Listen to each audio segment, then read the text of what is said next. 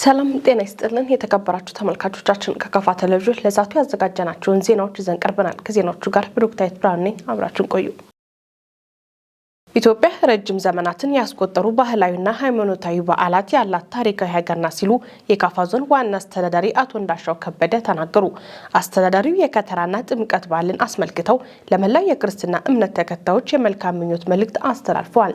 ዘገባው የካፋ ዞን የመንግስት ኮሙኒኬሽን ነው። ምረት ማሙ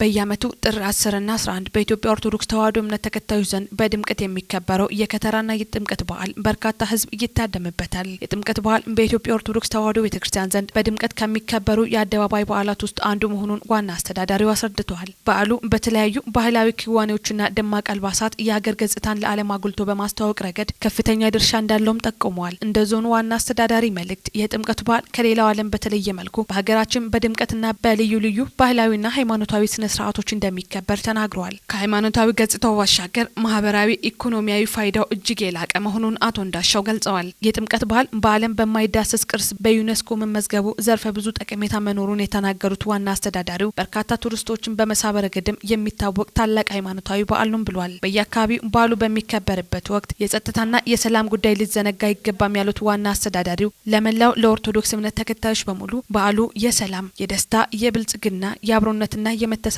እንዲሁም በመመኘት እንኳን ያደረሳችሁ መልእክትም አስተላልፈዋል።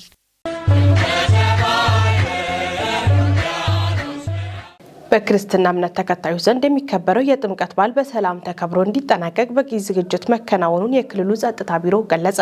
ከዚህ ቀደም የተለመደው ሰላማዊ እንቅስቃሴ ዘንድሮም እንዲደገም ህብረተሰቡ የተለመደውን ትብብር እንዲያደርግም ጥሪ ቀርቧል። ፍጹም ተሾመ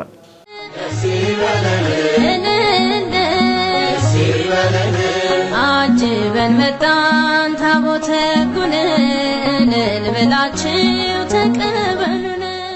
የጥምቀት በዓል በኢትዮጵያ ኦርቶዶክስ ተዋሕዶ ቤተክርስቲያን ዘንድ በድምቀት ከሚከበሩ በዓላት መካከል አንዱና ዋነኛው መሆኑ ይታወቃል። ይህ የጥምቀት በዓልም ከ2012 ዓ.ም ጀምሮ በዩኔስኮ በማይዳሰሱ ቅርሶች ስር መመዝገቡ ይታወሳል። ከሃይማኖታዊ ክዋኔነቱ ባለፈ ሀገራዊ ፋይዳው የጎላ መሆኑም ይነገርለታል። ይህ በዓል ታዲያ ሰላማዊ ይዘቱ ተጠብቆ የዓለም ቅርስነቱን እንደያዘ እንዲቀጥል ከእምነቱ ተሳታፊዎች ባሻገር ሁሉም ዜጎች ሀገራዊ ኃላፊነታቸውን ሊወጡ የሚገባ መሆኑ የሚያጠያይቅ አይደለም። በመሆኑም በዘንድሮ ዓመትም ለሚከበረው ለዚህ በዓል ከጸጥታ አንጻር በቂ ዝግጅት ሲደረግ መቆየቱን የደቡብ ምዕራብ ኢትዮጵያ ሕዝቦች ክልላዊ መንግስት የጸጥታ ቢሮ ኃላፊ አቶ አንድነት አሸናፊ ገልጸዋል። ጥምቀት በዓል እንደተባለው የአደባባይ በዓል ነው። ሁልጊዜ በመደበኛነት ትኩረት አድርገን የምንሰራው ሰላምን ለማስጠበቅ የምናደርገው ሰላሙን አስጠብቀን ከህዝባችን ጋር እስካሁን ድረስ ያለ ችግር የሄድንበት ነው። በዚህም ዓመት ከክልል እስከ ወረዳ ሁሉም ታቦታት የሚወጡበት ጥምቀተ ባህር ድረስ ከእምነቱ ተከታይ ወጣቶች፣ ከእምነቱ ተከታይ አባቶች ይሄን ከሚያሰናዱ ኩነቱን ከሚያስተባብሩ አካላት ጋር የተቀናጀ ኮሚቴ በየደረጃው በሁሉም አካባቢዎች ላይ ተቋቁሟል። መቋቋም ብቻ ሳይሆን ኦሪንቴሽን ተሰጥቶ ሁሉም የድርሻውን የሚወጣበት ሁኔታ ተፈጥሯል ማለት ነው። በአጠቃላይ በቂ ዝግጅት፣ በቂ ቅንጅት ተደርጓል ከሚመለከታቸው አካላት ጋር። እስካሁንም በክልል ደረጃ በሚደረጉ ሃይማኖታዊ፣ ባህላዊና መንግስታዊ ዝግጅቶች ያለምንም የጸጥታ ችግር የተከናወኑ መሆኑን የጠቆሙት ኃላፊው ህብረተሰቡም ይሁን የጸጥታው አካል የተሻለ የሚባል ልምድ ያለው በመሆኑ ይህንን በዚህ በዓልም ተግባራዊ እንዲያደርግ አሳስበዋል። ባለን ልምድ ወይም በመጣንበት ባለፉት 3 ዓመታት ጥምቀትን ጨምሮ ትልልቅ ሃይማኖታዊ፣ ባህላዊ እንዲሁም ደግሞ መንግስታዊ ኮንፈረንሶች፣ ትልልቅ ስብሰባዎች በዚህ ክልል ውስጥ ተከናውነዋል። አንድም ቀን የጸጥታ ችግር ተከስቶ በዚህ ክልል ውስጥ ያስተናገድንበት ጊዜ የለም።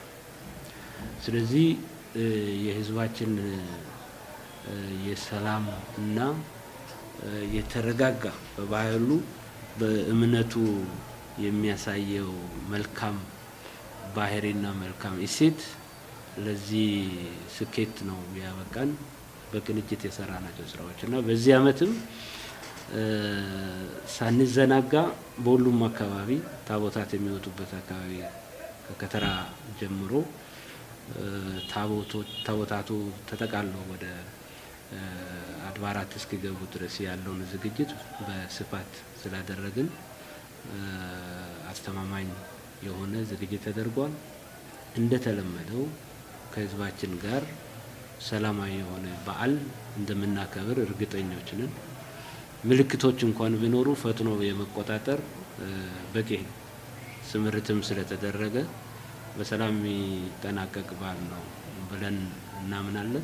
አቶ አንድነት አያይዘው ህዝብን ሊያስቆጣ የሚችል ጠባጫሪ ድርጊት በሚመለከቱበት ወቅት በተረጋጋ አኳኋን የጋራ ቅርሳችንና በዓላችን እንዲከበር ሁሉም ሊረባረብ ይገባል ብለዋል። ለህዝባችን ማስተላለፍ የሚፈልገው መልእክት እንግዲህ በእንደዚህ አይነት በዓላት ታስቦም ሳይሆን በግብታዊነት በአጋጣሚ በሆኑ እንቅስቃሴዎች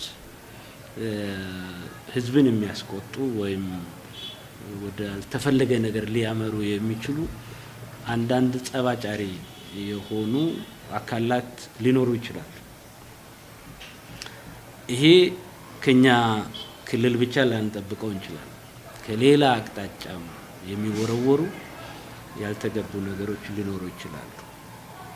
ስለዚህ ይሄ በዓል የዓለም ቅርስ ነው። የህዝባችን ቱባ ባህል አካል ነው። የእምነቱ ተከታዮች ደግሞ በልዩ ሁኔታ የሚያከብሩት በዓል። ከዚህ አንጻር የሚታዩ ምልክቶችን ቢኖሩ በጣም በተረጋጋ መንገድ ከጸጥታ አካላት ጋር በመቀናጀት በዓላችን፣ ቅርሳችን የሆነ ጠባሳ የሚወርድበት ነገር እንዳይፈጠር ሁሉም በትዕግስት ነገሮችን እንዲመለከት ተባባሪ እንዲሆን የሌሎችን አካላት መልእክት አስተላልፎ ሊበጠብጡ የሚፈልጉትም አካላትም ካሉ እነሱን በህግ አግባብ ከጸጥታ አካላት ጋር በመቀናጀት እንትን በማለት በማረጋጋት በመምከር በሰላም በዓሉ እንዲያደርጉ የተለመደውን የህዝባችንን ትዕግስት እንፈልጋለን፣ ትብብር እንፈልጋለን። ይህም እንደሚደረግ እርግጠኞች በመሆን ነው ይህን መልእክት የምናስተላልፈው። በስተመጨረሻም ለመላው የእምነቱ ተከታዮችም መልካም የጥምቀት በዓል እንዲሆን ምኞታቸውን አድርሰዋል። በተያያዘ ዜና የ2017 የከተራና የጥምቀት በዓል በሰላም እንዲከበር በቂ ዝግጅት መደረጉን የደቡብ ምዕራብ ኢትዮጵያ ህዝቦች ክልል ፖሊስ ኮሚሽን አስታወቀ። ፍጹም ተሾመ ተጨማሪ አለው። እንኳን ለ2017 ዓመተ ምህረት ለከተራና ለጥምቀት በዓል በሰላም አደረሳችሁ በማለት መልካም ምኞታቸውን የገለጹት የደቡብ ምዕራብ ኢትዮጵያ ህዝቦች ክልል ፖሊስ ኮሚሽን ኮሚሽነር ሰብስቤ ሻው ነው። በክርስትና እምነት ተከታዮች ዘንድ በድምቀት የሚከበሩ የአደባባይ በዓላት አንዱ የሆነው የከተራና የጥምቀት በዓል ሃይማኖታዊና ባህላዊ እሴታቸው ጠብቀው በሰላም እንዲከበሩ ፖሊስ ዝግጅቱን አጠናቆ ወደ ስራ መግባቱን ተናግረዋል። በክልሉ በስድስቱም ዞኖች፣ ወረዳዎችና ከተማ አስተዳደሮች 850 ታቦታት እንዳሉ መረጃዎችን መሰብሰቡን ያመለከቱት ኮሚሽነር ሰብስቤ እነዚህ ታቦታት ወደ በተዘጋጀላቸው 612 ጥምቀተ ባህር ጊዜያዊ ማደሪያቸው ጥር 10 ቀን 2017 ዓ.ም በምዕመናን ታጅበው የሚያቀኑ በመሆኑ መደበኛ ፖሊስ፣ የክልሉ ፖሊስ፣ አድማ ብተና ከሚሊሻና ከሚመለከታቸው አካላት ጋር በቅንጅት በቋሚና ተንቀሳቃሽ ጥበቃዎች እንደሚደረግም አስረድተዋል። በዓሉ በርካታ የእምነቱ ተከታዮች በተገኙበት በአደባባይ የሚከበር በዓል ከመሆኑ ጋር ተያይዞ የበዓሉ ታዳሚዎች ላይ የሞባይል፣ የኪስ ቦርሳና ጌጣጌጦች የስርቆት ወንጀል እንዳያጋጥም በባህረ ጥምቀቱ አካባቢና አማካኝ ስፍራዎች ጊዜያዊ የፖሊስ ጣቢያ ተከፍተው አገልግሎት የሚሰጡበት ሁኔታ መመቻቸቱንም ጠቅመዋል። በዓሉ ላይ ግጭት ቀስቃሽ ጽሁፎችን፣ ህትመት ውጤት ቲሸርቶችና የፖለቲካ ነክ መልእክቶችን ይዞ መገኘትና ማሰራጨት እንደማይገባ የገለጹት ኮሚሽነሩ ሰላም ወዳዱ ህዝብ እንደቀደመው ለሰላም ቅድሚያ በመስጠት የበኩሉ እንዲወጣም ጠይቀዋል። የበዓሉ ታዳሚዎች የበዓሉን ሰላም የሚያውክ አጠራጣሪ ሁኔታዎችን ሲመለከቱም በአካባቢው ላሉ የጸጥታ አካላት ጥቆማ እንዲሰጡ ጥሪያቸውን አስተላልፈዋል። በስተመጨረሻም ኮሚሽነር ሰብስቤ ለመላው የእምነቱ ተከታዮችና ለፖሊስ አመራር አባላት እንኳን ለከተራና ለጥምቀት በዓል በሰላም አደረሳችሁ፣ በዓሉ የሰላምና የጤና የብልጽግና እንዲሆን መልካም ምኞታቸውን አስተላልፈዋል ሲል የክልሉ ፖሊስ ኮሚሽን የህዝብ ግንኙነትና ኮሚኒኬሽን ዳይሬክቶሬት ያደረሰን መረጃ ያመለክታል። በካፋ ዞን ብልጽግና ፓርቲ ቅርንጫፍ ጽህፈት ቤት ከቃል እስከ ባህል በሚል መሪ ቃል ሲካሄድ የነበረው ዞናዊ ውይይት ተጠናቋል። ኮንፈረንሱ በሀገር አቀፍ ደረጃ ለሁለተኛ ጊዜ የተካሄደ መሆኑም ተመላክቷል። ምህረት አብራኑ ተጨማሪ አላት። ለውይይት የሚሆን መነሻ ሰነድ በከፋ ዞን የመንግስት ዋና ተጠሪና የብልጽግና ፓርቲ ቅርንጫፍ ጽህፈት ቤት ኃላፊ በአቶ አጥናፉ ኃይሌ ቀርበዋል። ፓርቲያችን ላለፉት 3 የምርጫ ዓመታት በርካታ ችግሮች ውስጥ ሆኖ በተለይ የእርስ በርስ ጦርነት፣ የውጭ ጫና፣ የዕዳ ጫና የበሽታ ተጽዕኖ ወይም የወረርሽኝ ተጽዕኖ የዋጋ ንረት ችግር እየተጋፈጠ በፖለቲካ በኢኮኖሚና በማህበራዊ በርካታ ውጤቶችን ያስመዘገበ እዚህ ደርሷል። ፖለቲካው መስክ የተከናወኑ ስራዎችን ስንመለከት በተለይ የአመራሩና የአባሉን አቅም ሊያሳድግ የሚችል በስልጠና የአመራርና የአባልን አቅም የማጎልበት ስራ በስፋት ተሰርቷል። ብልጽግና ፓርቲ በምርጫ ወቅት ለህዝቡ የገባቸውን ቃሎች በማኒፌስቶ ያስቀመጣቸውን የ2 ዓመት ተኩል የፖለቲካ፣ የሰላም፣ የልማት፣ የመልካም አስተዳደር፣ የውጭ ግንኙነት ስራዎችን አፈጻጸም አስመልክቶ በሁሉም ወረዳና ከተማ አስተዳደሮች በኮንፈረንስ መልክ ባደረገው ውይይት ገምግሟል። አምና 2016 ላይ ከታች ከመሰረታዊ ድርጅት ጀምሮ እስከ ዞን ድረስ የ2 ዓመት ተኩል ጉዞ ሪፖርት አቅርበን በደማቅ ሁኔታ በየደረጃ ባለው መሰረታዊ ድርጅት የፓርቲያችን ስኬቶች፣ ያጋጠሙን ተግዳሮቶቹን ደግሞ የምናልፍባቸው መንገዶች አቅርበን በስፋት ውይይት አድርገናል። የኮንፈረንሱ ተሳታፊዎች በቀረበው የመወያያ ሰነድ ላይ ሀሳብ አስተያየት ሰጥተውበታል። የተሰሩ ስራዎች አሉ። በፖለቲካው ዘርፍ ቅድም አቶ አጥናፉ እንደተናገሩት ዝርዝር ነገር ተናግረዋሉና እነዛ ዝርዝር ተግባራት የመጡ ውጤቶችንም ዘርዝረዋሉ። ግን እነዚህ ውጤቶች ቀጣይነት እንዲኖራቸው አሁንስ ምንድነው የታሰበ ያለው? አሁን የመጡ ለውጦች አሉ። በእርግጥ የተሰጠው ስልጠና ቀላል አይደለም። እነዛ ስልጠናዎች እስከታች ድረስ አባሉ ወርደው ስልጠና የወሰደበት ሂደት አለ። ግን ቀጣይነቱ ላይ ምንድነው የተያዘ የሚል ነገር አለኝ። የዚህ የቦንጋ ከተማ መልሶ ማልማት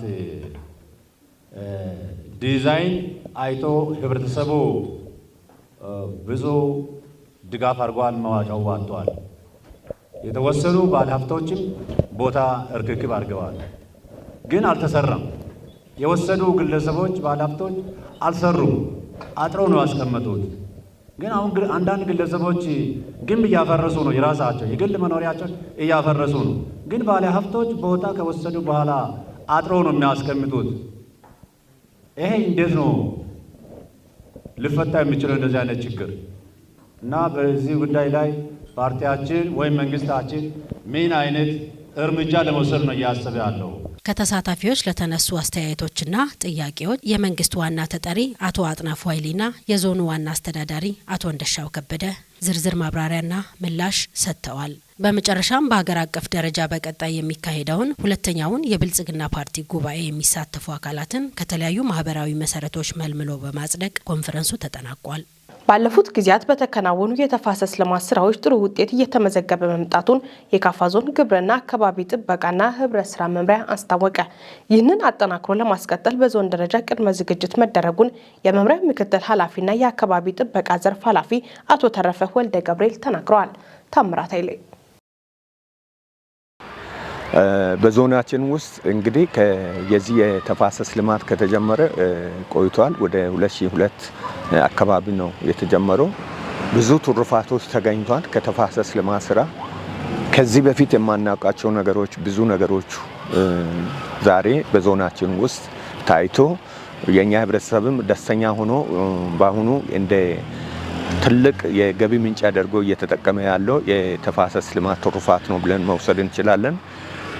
ለአብነት የተፋሰስ እንግዲህ ሁለት ስራዎችን ነው በዋናነት ምሰራ። አንደኛው ስነ አካላዊ ስራ ይሰራል። ሁለተኛ ደግሞ ስነ ህይወታዊ ስራዎችን ነው ምሰራውና ይሄ ስነ ህይወታዊ ስራ ብቻ ሳይሆን እብን በማህበርም ተደራጅቶ የተለያየ የገቢ ማስገኛ ገቢ እንትኖችም በተፋሰስ ስራ የተደራጁ ሰዎችም በዞናችን ውስጥ በስፋት አሉና ማህበራቶችም አሉ። ብዙ ዕውቀቶችንም ያገኛል። በዚህ በተለይ ከዚህ ከተፋሰስ ልምድ ብዙ ነገሮች ተገኝተዋል። ለአብነት እንግዲህ በየአመቱ አሁን የኛ አርሶ አደር ተፋሰስ መቆፍሮን እቃ ሰቅሎ ነው የሚያስቀምጠው። ለምሳሌ ጃሎን የተለያዩ መሳሪያዎችን እብን የኛ አርሶ አደሮች ናቸው። አሁን ከ11,000 በላይ የሚሆኑ የኛ አርሶ አደሮች ተፋሰስን ውሃ ልክ አነስቶ የስነ አካላዊ ስራ የእርከን ስራዎች እንዴት መለካት እንዳለበት ዕውቀት ሁሉ አገኝተዋል። ራሳቸው ነው መለኩት፣ ራሳቸው ነው ለክቶ ሌላ ተከታይ አርሶ አደሮች የሚሰጡትና ይሄን ያክል ለውጥ የመጣበትና ኢቭን በየቤታቸው ሰቅሎ በየአመቱ ይዞ መወጡበት ነውና እንደ ባህል እንደ ጥምቀት በዓል የኛ ህብረተሰብ ተፋሰስን በየዓመቱ የሚያከብሩበትና የሚሰራበት ስለሆነ በተለይ በጣም አስቸጋሪ ቦታዎችም በፊዚካል ስራዎች በእርከንና በተለያየ ትሬንች የምንላቸው ውሃ ማቆሪያዎች ትናንሽ የውሃ እርጥበት ማቆያዎችን በመስራት የተጎዱ መሬቶች እንዲያገግሙ የተደረገበት ሁኔታ አለ። በስፋት ነው እንዲያገግሙ የተደረገው። ለምሳሌ ስነ ህይወታዊ ስራዎች ማለት ዘርፈ ብዙ ጠቀሜታ ያሉ ስራዎች ናቸው እየተሰሩ ያሉ። ዘርፈ ብዙ ጠቀሜታ ምን ናቸው ስንል ለምሳሌ አቮካዶ ለምግብነት ይጠቅማል። በሌላ በኩል ደግሞ መሬት እንዳይሸረሸር እርጥበት እንዲቆይ ያደርጋል። እንዲያገግም የማደግ ሁኔታዎች አሉና በዚህ የተለያዩ ነገሮችን ጥቅሞችን በማግኘት ዛሬ አቮካዶ ወደ ማዕከላዊ ገበያዎች እየተጫኑ ያለበት ነው። ከዚህ በፊት አልተለመደም በዞናችን። ይሄ በአጭር ጊዜ ውስጥ በተፋሰስ ልማት የመጣ ነው።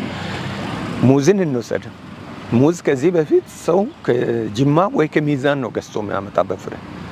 አሁን በአሁኑ ሰዓት እኛ እኮ በየአቅጣጫ በቀን ብዙ አይሱዚዎች የሚወጡ ከአርሶ አደር ማሳ ነው። ከተለይ አርሶ አደር ማሳ ስንል እንደ ቀላል ሳይሆን በጣም እያንዳንዱ አርሶ አደር በየጓሮ ሙዝ የሌለ አቮካዶ የሌለ የለም። ከደጋዎች በስተቀር ምንም የሌለ የለም። ስለዚህ አሁን ይሄ ሙዝ ከኛ መጫን አቮካዶ መጫን በየቀኑ መውጣት ትልቅ ሀብት ነው ለአርሶ አደሩ። በብዙ ሺዎች ነው አርሶ አደር እየሸጠ ያለውና ይሄ በጣም ከፍተኛ ለውጥ የመጣበት ነው። በእርባታ ዘርፍም እንደዚሁ የመኖ ማዘጋጀት ስራዎች በጣም በተፋሰስ ጋር ተቆራኝቶ ነው የተሰራውና መኖ በጣም በከፍተኛ ሁኔታ ለውጥ ያመጣበት ነው።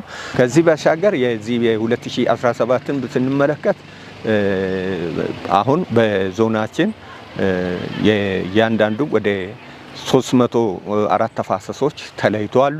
በእነዚህ ተፋሰሶች ላይ ወደ 66500 አካባቢ ሄክታር የሚሆን መሬት ላይ ወደ 390,000 በላይ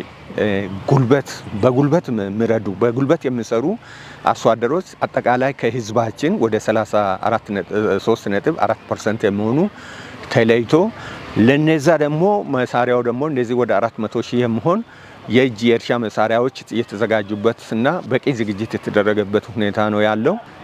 በዚህም በዞናችን ውስጥ ነው የላውንች የምናደርግበት ቦታም የተለየበት ሁኔታ ነው ያለው። ያም የሺሾንደ ወረዳ ላይ በጥር 22 ላይ አጠቃላይ በክልሉም በጥር 22 ነው ላውንች የሚያደርገው። እንደውም በክልሉ በዞናችን ላይ ላውንች ያደርጋል፣ አንድ ቀበሌ ላይ ላውንች ያደርጋል ተብሎ ነው የሚጠበቀውና እኛም እንደ ዞን ሺሾንደ ወረዳን የመረጥንበት ሁኔታ ነው ያለው። ቅድመ ዝግጅቱን ኦልሬዲ እያጠናቀቅን ያለንበት ሁኔታ ነው ያለው የሚለውን ነው። ምናልባት መጨረሻ ላይ አስተላልፎ መልእክት አንደኛ የዚህ የተፋሰስ ስራ ላይ ማለት አጠቃላይ የተፋሰስ ላይ የሚሰሩ መንግስታዊ ያልሆኑ ድርጅቶችም ይሁን የመንግስት መዋቅሮቻችን ታች ያለውን የኛን ህብረተሰብ ከጥር 22 ላይ በከፍተኛ ንቅናቄ የተፋሰስ ልማቱን ላውንች ለማድረግ ቅድመ ዝግጅቱ ላይ አስፈላጊው እገዛ ማለት ድጋፍ ተደርጎ ሁሉም በወቅቱ በቀኑ በእለቱ ሁሉም ቀበሌዎች ላይ ሁሉም ተፋሰስ ላይ ላውንች የምናደርግበት ሁኔታ በደመቀ ሁኔታ ላውንች እንድናደርግና ሌላ በዞናችን አሁን የሙቀት የአየር ሁኔታ በጣም ሙቀቱም እየጨመረ እየመጣ ስለሆነ በተለይ በደናችን ላይ የሚደርሱ አደጋዎች በሁለት መልኩ ስለሆነ ያንን መልእክት ለማስተላለፍ ፈልጋለሁ። አንደኛው በተለይ ሙቀቱ እየጨመረ ስለሆነ በተፈጥሮና በሰው ሰራሽ የሚነሱ እሳቶች ሊኖሩ ስለሚችሉ ይሄንን በተለይ እዛ አካባቢ ቆሻሻ ለማቃጠል የሚያደርጉ ሰዎች ካሉ ይሄን በቅርበት እዛ አካባቢ ያለ ህብረተሰብ ጥንቃቄ ቢወስድና ቢከታተል ተከታትሎም እርምጃ ቢወስድ፣ ሌላ ደግሞ ደን ላይ ህገወጥ ወረራ የሚካሄድበት ነገር ካለ ይሄም በተቻለ መጠን እዛ ያለው መዋቅሩ በጥብቅ እንዲከታተልና ህብረተሰቡም ጥቆማውን ለሚቀርበው የጸጥታ አካላት ቢያደርስ እና ደናችንን የተፈጥሮ ሀብታችንን መንከባከብና መጠበቅ አለብን ለማለት ነው። በደቡብ ምዕራብ ኢትዮጵያ ህዝቦች ክልላዊ መንግስት ባለፉት 2 ዓመታት ተኩል ጊዜ ውስጥ የተሻለ ሰላም ማረጋገጥ የተቻለ መሆኑን የክልሉ ጸጥታ ቢሮ አስታወቀ። በክልሉ ከዚህ ቀደም የጸጥታ ችግር አልፎ አልፎ ይስተዋልባቸው የነበሩ አካባቢዎች በህብረተሰቡና ጉዳይ በሚመለከታቸው የጸጥታ አካላት ክትትል ዛሬ ላይ የክልሉ ሰላም ሊረጋገጥ ችሏል ተብሏል። ፍጹም ተሾመ ዝርዝር አለው። በክልሉ ከዚህ ቀደም የጸጥታ ችግር ይስተዋልባቸው የነበሩ አካባቢዎች በህብረተሰቡና የክልሉ ጸጥታ አካላት እንዲሁም ከፌዴራል አካላት ጋር በመሆን ዛሬ ላይ ሰላም እንዲረጋገጥ ተሰርቷል ብለዋል። ህግን የማስከበር ዘመቻ በማካሄድ ህዝቡን የሰላም ባለቤት በማድረግ ትጥቅ ታጥቀው ጫካ የገቡትን ወደ ሰላማዊ አኗኗር እንዲመለሱና ተኮራርፈው የነበሩ አካላት እርቅ በማውረድ ህዝብ ለህዝብ ግንኙነት እንዲጠናከር መደረጉን አቶ አንድነት አሸናፊ ለመረዳት ተችሏል። ስለዚህ አሁን ባለው ተጨባጭ ሁኔታ ከመጡ ውጤቶች አንጻር ስንመለከት አንደኛ በክልሉ ሸፍተው ጫካ በመግባት በሸካ ዞን፣ በቤንች ሸኮ ዞን አካባቢ፣ በምዕራብ ኦሞ ዞን አካባቢ ትጥቅ ታጥቀው ጫካ ገብተው ለጸጥታና ለሰላም ስጋት የሆኑ አካላትን ዓለም ውስጥ ሙሉ በሙሉ ሊባል በሚችል ደረጃ የማጽዳት ስራ ተሰርቷል። ይሄ ቅድም በገለጽኳቸው አግባቦች ማለት ነው። ሁለተኛው የተቆራረጡ በግጭት ምክንያት እርስ በርስ በመቆዳዳት ምክንያት በተለያዩ ጥያቄዎች ባለመግባባት ማህበረሰብ ለማህበረሰብ በተፈጠሩ ግጭቶች በባህላዊ መንገድ በባህላዊ ግጭት አፈታት መንገድ መላው አመራሩና ጸጥታ በመረባረብ ባደረግነው እርቅ ወርደው የህዝብ ለህዝብ ግንኙነት መልሶ ሪስቶር እንዲደረግ እንዲጀመር የማድረግ ስራ ይሄ በሸካ ዞን በቴፒ የኪ፣ በቤንች ሸኮ ዞን በሸኮ ደቡብ ቤንች ጉራ ፋርዳ አካባቢዎች፣ በምዕራብ ኦሞ ዞን